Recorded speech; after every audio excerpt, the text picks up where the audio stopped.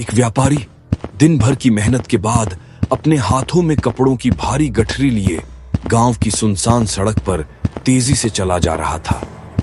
रात बहुत हो चुकी थी और चारों तरफ घना अंधेरा था। जल्दी चलना होगा वरना आखिरी ट्रेन भी छूट जाएगी, फिर गांव में ही रात बितानी पड़ेगी। उसके मन में एक अजीब सी घबराहट थी। हवा में एक अजीब सी ठंडक थी जो उसके डर को और बढ़ा रही थी। जैसे जैसे वह स्टेशन के करीब आ रहा था, सन्नाटा और गहरा होता जा रहा था।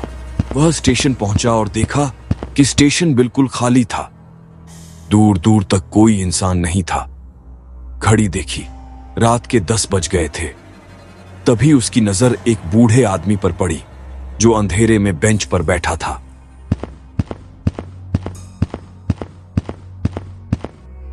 काका, आप यहाँ क्या कर रहे हो इतनी रात को?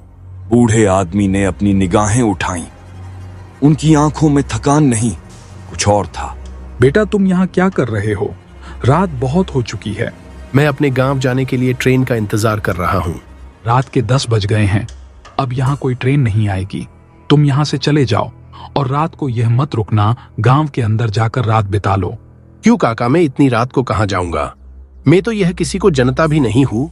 यहाँ रात को जो कोई भी रुका है उसका साया दीवारों पर रह जाता है। तुम यहाँ से चले जाओ बेटा।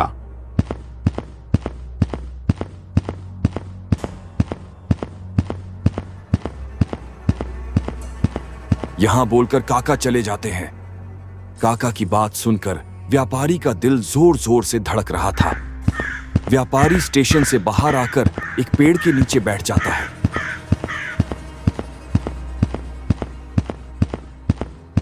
यह बुजुर्ग अजीब है।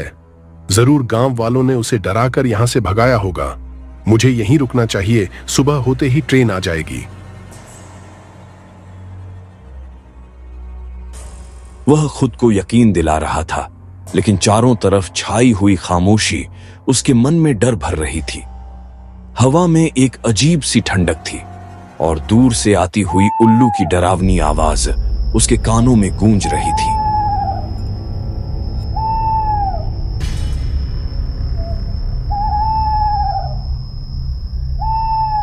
सो जाता हूं थोड़ी देर, रात बहुत हो चुकी है। सुबह की पहली ट्रेन पकड़कर गांव चला जाऊंगा।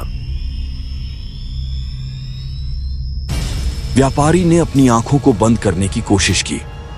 उसका दिमाग चल रहा था, लेकिन शरीर इतना थक चुका था कि उसे नींद आ गई।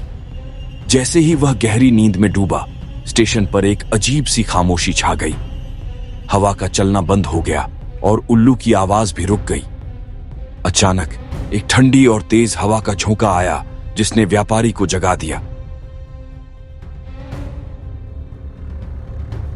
व्यापारी ने चारों तरफ देखा, लेकिन उसे कोई नहीं दिखा। तभी उल्लू के बोलने की आवाज आने लगी। व्यापारी का मन ही मन डरने लगा। उसने देखा कि धुर बेंच पर कोई बैठा है। वह कांपते हुए उस परछाई की ओर बढ़ा।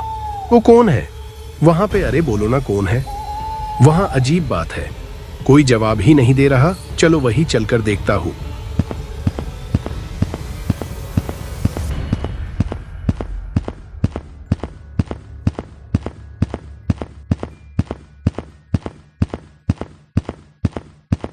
भाई, कौन हो तुम और इतनी रात को ये क्या कर रहे हो? परछाई ने कोई जवाब नहीं दिया। व्यापारी ने अपनी टॉर्च जलाई और जैसे ही उसकी रोशनी उस परछाई पर पड़ी, वह एक भयानक सच्चाई देखकर जम गया। वह कोई इंसान नहीं था, वह एक आत्मा है। अरे बाप रे बाप, भूत, भागो यहां से। व्यापारी जोर से चिल्लाया और वाह से भागने लगा। वाह, पीछे मुड़कर भागा ही था कि एक भूत ने अपना हाथ आगे बढ़ाया और व्यापारी को छू लिया। व्यापारी की चीख अंधेरे में दब गई।